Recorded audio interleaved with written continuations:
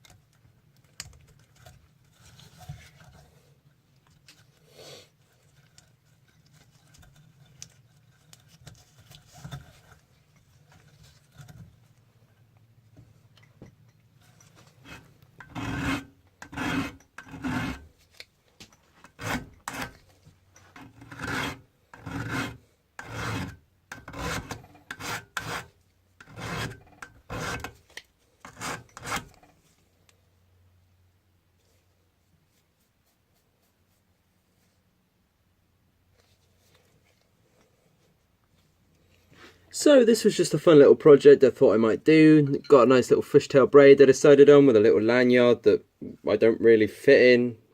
Meh. I don't ever plan to use this knife. It was just a little proof of concept more than anything that you can do it. Yeah, it's chisel grind, of course, because chisel grinds are life. So you could just put your little finger in there and you've got yourself a little knife that you can stab into your phone stand. You know, you can stab stuff with it and it won't break. It's just a cheap little way of doing something. I would caution to be careful when grinding or doing anything, because you'll end up with patches they'll look blue. That is the ruining of the heat treat that the people who made the saw blade have put a lot of effort into, and it's what gives it its hardness.